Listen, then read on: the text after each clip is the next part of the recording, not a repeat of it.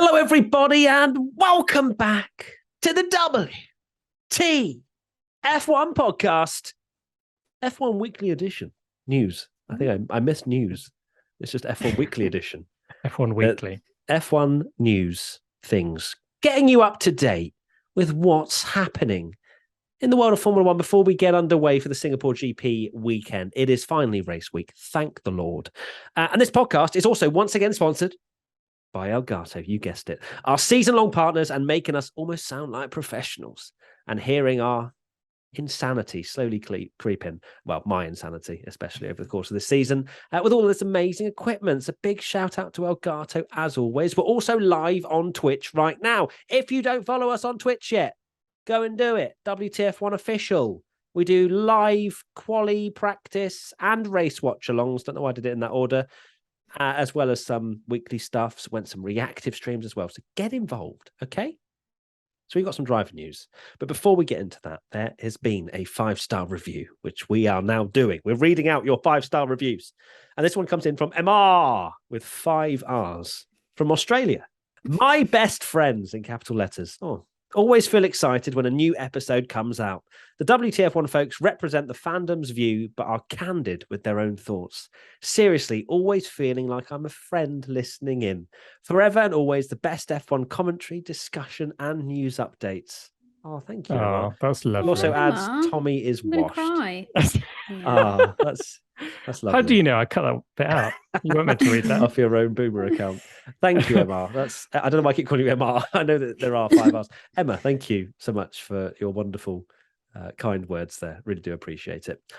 Now, let's get into some news. And the first one that was actually confirmed today, Zhou Guanyu confirmed at Alfa Romeo.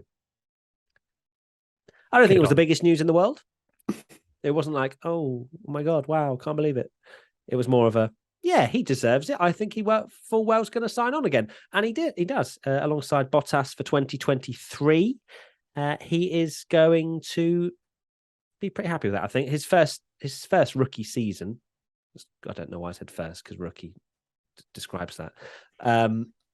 Has been decent. He was quite slow to start. And I thought, oh, hold on. What's going on here? Bottas is like beating the Mercedes.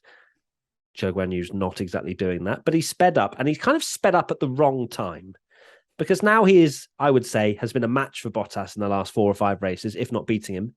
And the car's a dog.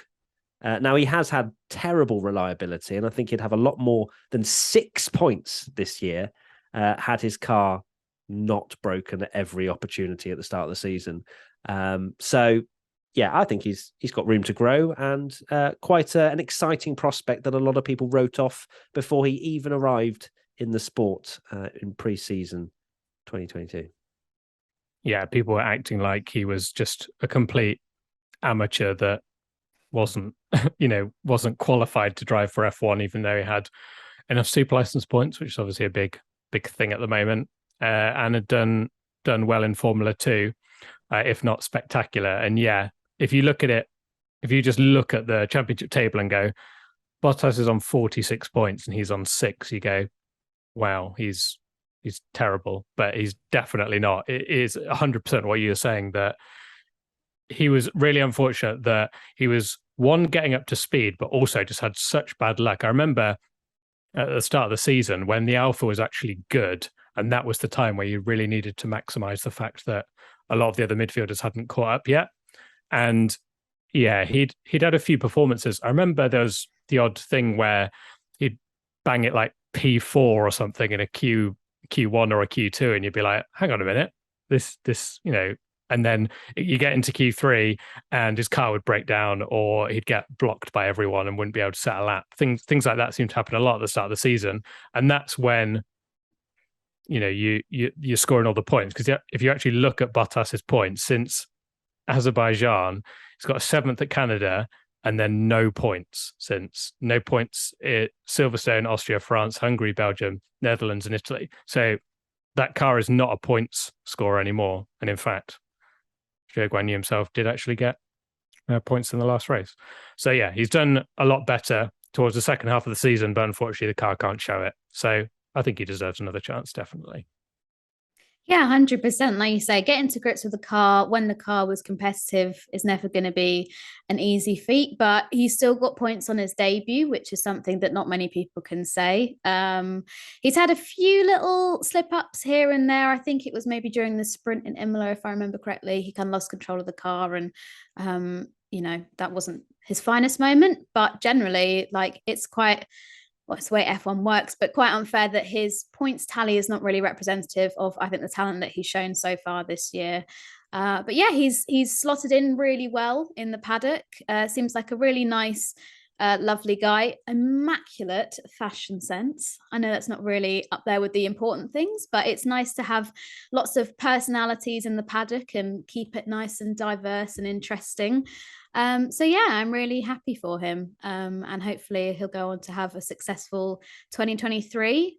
Fingers crossed as well for his sake that we get the Chinese Grand Prix, because he's the first Chinese driver in Formula One. So having that will also be a nice little moment for him. But yeah, like you were saying, Tommy, before he even joined F1, before he even got his FP1 session with Alpine, people were saying, oh, he doesn't deserve it, all this kind of stuff. But I feel like he's good enough quality to have earned himself a seat for next year. Absolutely, we love to see it. I saw a very good point in the Twitch chat from. I've just lost it now. Hold on, let me. Where is it? Oh, lost it now. It's really annoying. There you go. Clues in the Twitch chat. But does he love Nutella? That's the big question. He likes bubble tea. And it's a great segue into our next. That's why I was using it into our next point. And it's funny. I'll give you some context here, because we have a WTF1 podcast sheet where we have all the bits and bobs we want to talk about and whatever. And Tommy usually fills these in. And for this one, he's put. And I'm a bit of a Ron Burgundy. Latifi confirms we won't be with Williams next season. So I think I must have missed this press release, Tommy, where he's announced that we're not going to be racing for Williams next season. Yeah, did you not know? We were sharing the drive between the three of us for next season, but sadly, it's fallen through. Sadly, we didn't like Nutella enough in my book. Yeah, we didn't like Nutella enough, so we didn't get the seat. That's the job interview. You have to do a taste test and figure out which one Nutella is. But yes, Latifi confirms he won't be with Williams next season. What can you say? Oh no! What can I say? To be fair, the man has the same birthday as me, so I feel like I have a connection there. And we've done all this talking about Nicholas Latifi, and only now you mention you have the same birthday. I mentioned it before, but I felt like we had a connection there. But that's kind of where it ended, really. I think that his career, you don't have a rich daddy really and got off. Canadian. You can't be getting beaten by someone who has never driven in a Formula One session properly before, and then being like sassy in the media. Oh, well, if the car had been up there, it's more of a car that can be not be overtaken, but can't really do much overtaking, and all this blah blah blah. Just wasn't good enough. We can move on. Loved Nutella, didn't he? But that's kind of where it ends. I know that this is how Formula One works, but there is a part of me that's actually a little bit sad at seeing Latifi go, just because he brought a lot of fun Nutella. And feel good moments with him, like his purple sector one for was it Hungarian Grand Prix? I'm sorry. That's the only feel good moment, because it was so out of the ordinary. Yes, and he did it. He did those little things. He got the points in Hungary last year. It's clear everything just good happened in Hungary. Like it was a nice little thing when he did something well, because everybody would bring out the Go Tiffy memes and all this kind of stuff. And it's not in like a horrible, mean, bullying way. It's like, oh my God, this guy that sometimes we might not expect a great deal from has done something amazing, and it was like a really nice boost of good, happy vibes in the F1 community, which we're quite short on at the moment. I'm not gonna lie.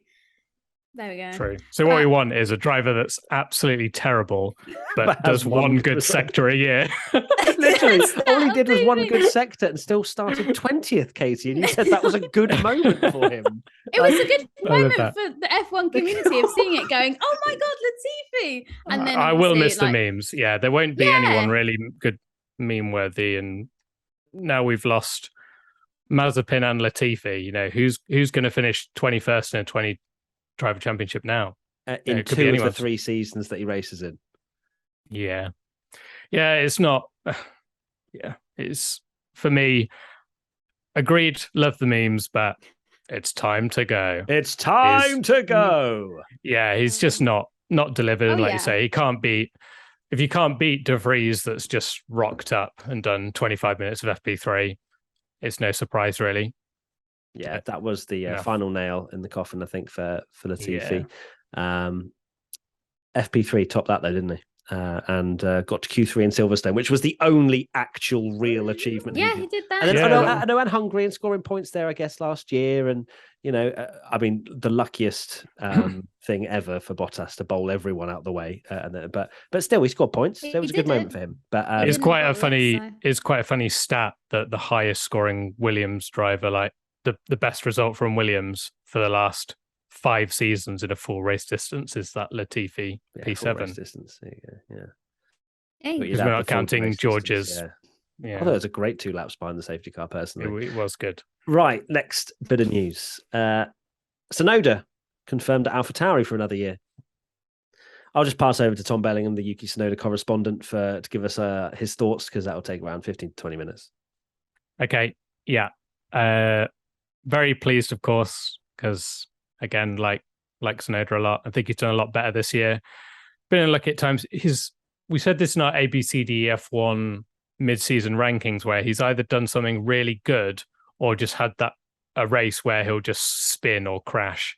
And I think he was the driver, wasn't he, where he'd barely got any C's I don't think he had a single C in ABCD F1, because he'd either do a good race where you're like, yeah, Tsunoda seems to be improving, and then the next race he'd finish 16th, get a drive-through penalty and spin off. 2 laps down. And 2 laps down, and you'd be like, what on earth has happened here? So I think if I put my bias aside, he is very fortunate that the Red Bull driver program is not very good anymore in terms of the talent coming through, because it's insane to me that 10 years ago, you'd have people like Da Costa winning loads of stuff and can't even get a Formula One drive. And now it seems like they don't have anyone ready, even to the point where if Gasly ends up going to Alpine, they don't even want to put a Red Bull Junior in, and they're looking elsewhere. So he's fortunate in that way, but I hope that he kind of continues improving and then cuts out.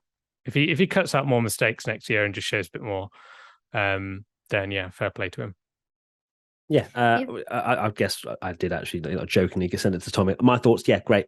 You know, I think as Tommy says, he hasn't blown us away, but AlphaTauri have been pretty shocking just in general this year. That maybe some poor performances haven't really mattered so much in terms of the spotlight being on him, because they've been fighting at the tail end of the points, if that.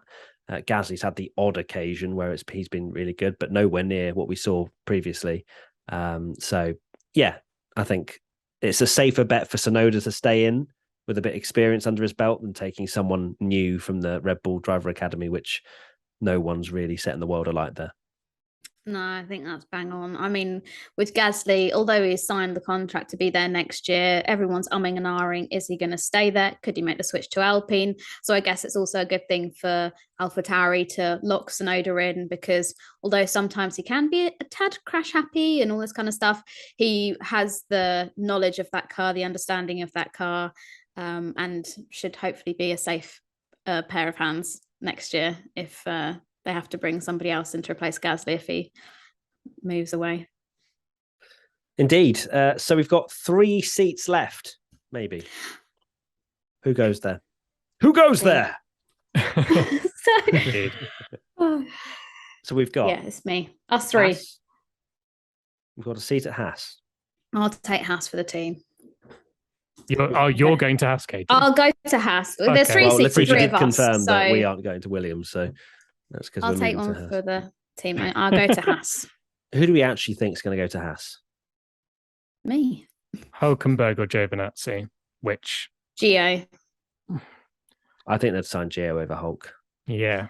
Probably Twitch- the cheapest Although as I'd well. love Hulk and K-Mag, the fireworks there. If That they would didn't be- release the that would merch be the with the memes. whole suck my balls, I don't know if I can say it on podcast, but we've said it anyway. If they don't make merch, if they sign those two drivers, then Haas, pack up and go now. Give your place to Andretti, just stop. I don't think they will, though, Katie, somehow. Well, in that case, Oh, we hope they're not going to Andretti fall getting on out. the What should we blower. do? Let's launch a line of merch. I love it. Yeah, we're always complaining, and I'm going to be Twitch Tommy here, Shock. but we're always complaining that there's not enough seats in Formula One, and there's too much talent to get into these seats. And now we're talking between Nico Hulkenberg and Giovinazzi for a seat in F1. Is that really? Are they two particularly good options? I don't No, think not so, really. personally. I know I've been quite brutal to Mick, but I would literally pick Mick over those two.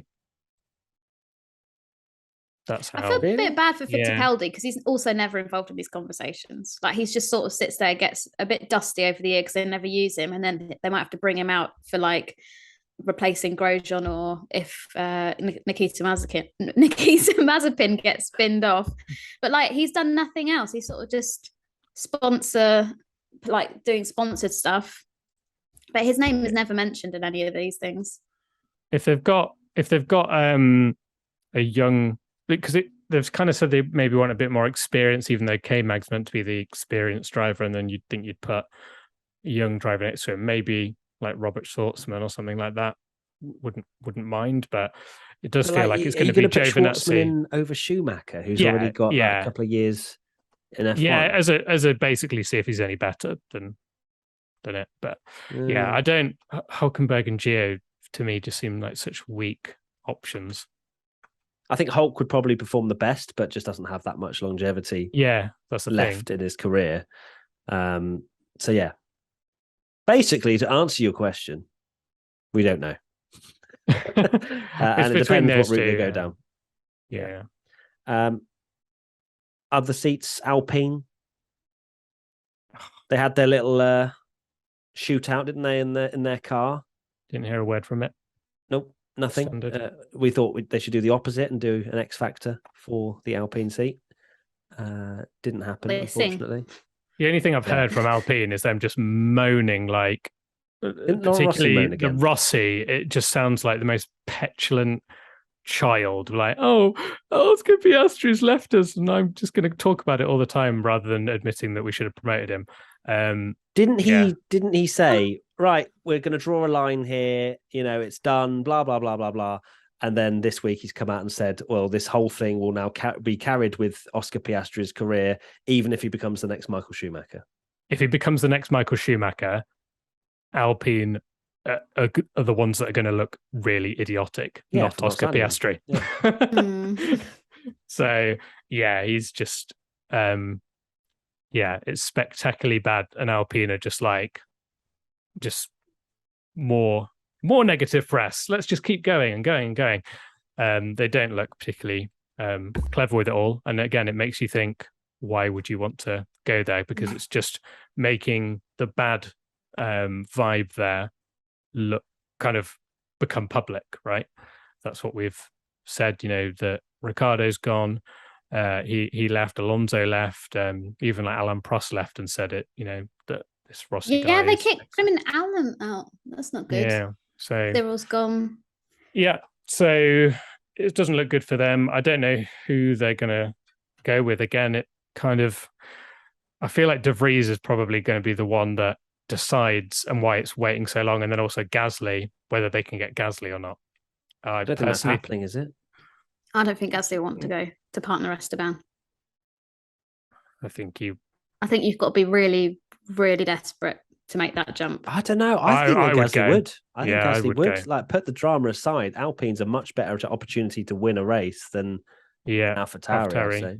Yeah, but is Gasly still deluded enough to think he's going to go back to Red Bull? Deluded? Yes. Well, pop off. Well, it's true, but he still talks about it. Yeah, he does. Regardless of if he's talented enough to be there, like I don't think it'll ever happen. Well, they've signed Checo now, haven't they, for till 2024? But We need Gasly and Ocon for the controversy. Oh yeah, Ocon has had so much controversy with teammates, and then put in someone that he actively hates. Like, imagine how bad that would be. How legit actually is that? Has he confirmed this? Like, they do not like each other. They've confirmed they don't like each other and don't speak and stuff. So yeah, it would be hilarious. Yeah, but hate or just a bit of a dislike? Yeah, just they don't speak anymore. Let's not. Strongly they were dislike. Yeah. Interesting. So fireworks. So Alpine, who permanently mic them up, basically, if they end up as teammates, and Drive to Survive will have a whole mini-series on it. Okay, so who's going to Alpine? Gasly. If it's not Gasly, it's De Vries. You reckon De Vries is going to get an Alpine seat? Surely not. I don't see that.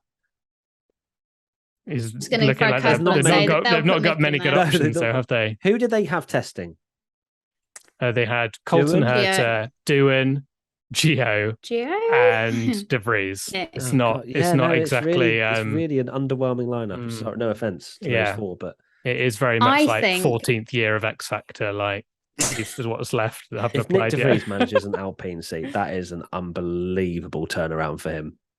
Yeah. Yeah. But maybe Alpine think that with De Vries, like, they've lost out on Oscar and other talent, and everyone's hyping them up, and there's so much hype around Nick De Vries at the moment. They're like, well, maybe we'll sign him because he could be the next biggest thing, and we won't miss out this time. I don't know how they think, but yeah, I'll throw a curveball in and say I think maybe Mick will go there. Just because he did follow the bestie. Yeah, and he did follow the CEO, didn't he, or something recently? Followed Rossi, I think. Yeah. Was it Rossi? Yeah. On Twitter. Interesting. Cool. So essentially, still lots to go on in the driver market. And then for Williams, who replaces Latifi?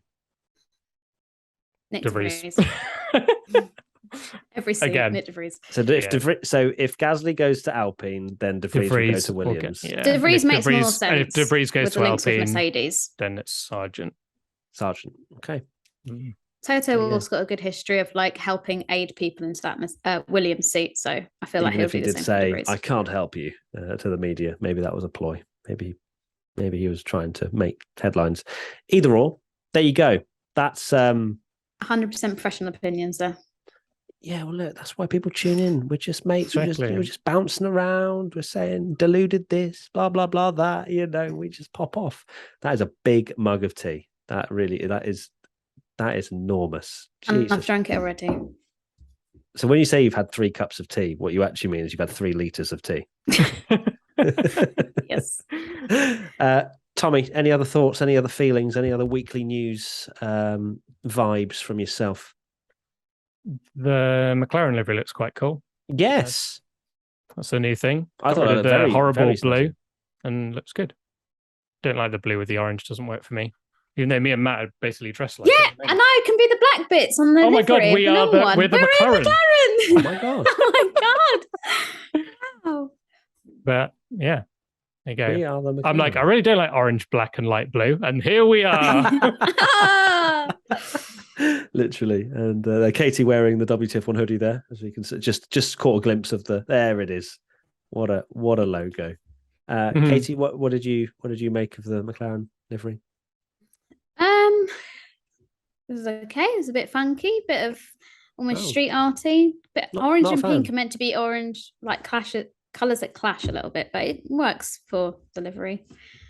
So, but I don't know. They also released some sort of like half robot, half human, weird design things, and I just didn't like that. It looked really weird. Have you seen that? It's like the race suits are going to be slightly.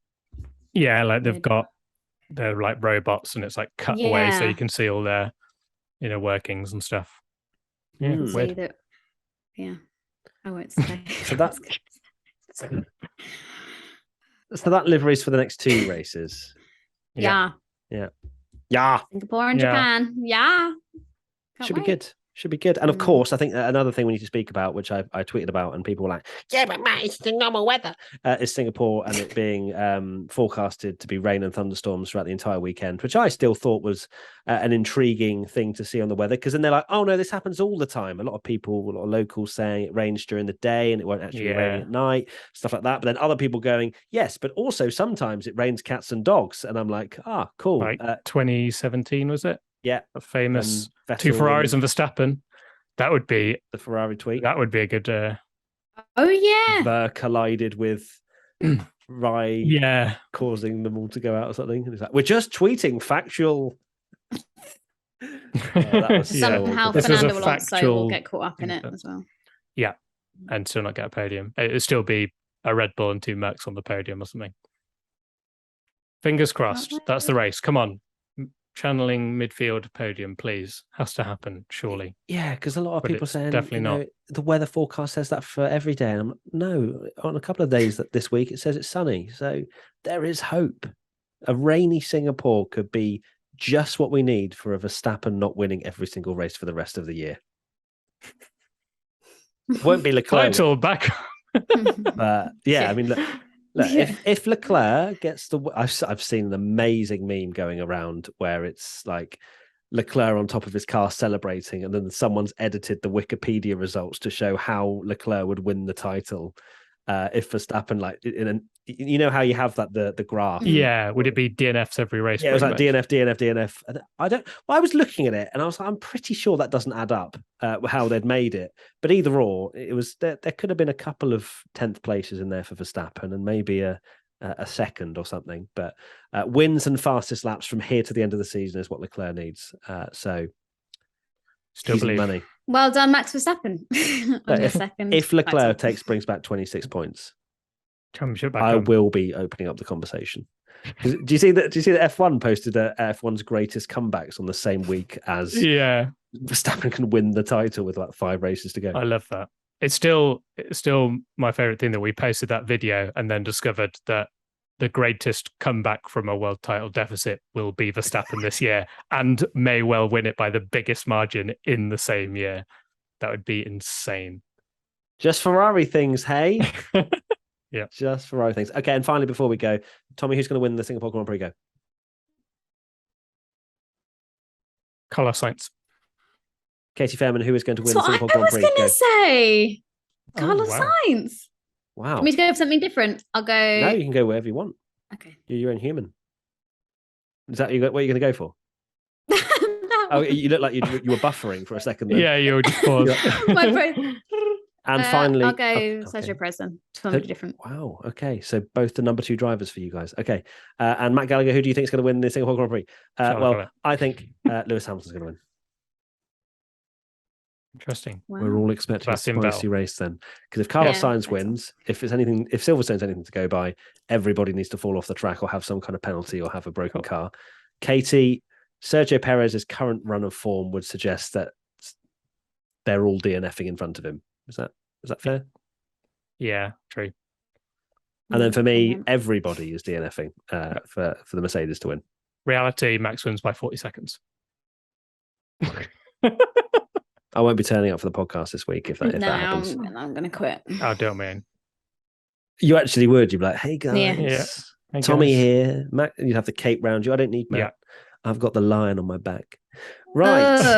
I'd throw God. up if he Oh, said wow. that. God, yeah. Oh, you never know. Right. There you go. That's been the WTF1 podcast. We're on video. So hi, everyone. And also thanks to audio listeners as well. Thank you to Twitch. We'll speak to you a moment after we've signed off and said goodbye. But hashtag WTF1 podcast.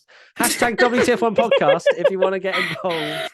What is In the this discussion, podcast? you can tell that it's like we're deliriously tired before the start of a I know, back-to-back. it's not good. It's quite something. We've And- just had and 3 weeks off. I know, mad. Deliriousness has set in. We don't have a title fight, so we have to be crazy instead. There you go. Thank you, everybody, for watching. We've got an app, WTF1 app. Go download that for free off the App Store. We've got merch, shop.wtf1.com. Anything else to plug? Team WTF1. What's Grace going to be wearing on the Clubhouse. weekend? Don't know. We'll see. Okay, cool. And on that note, goodbye.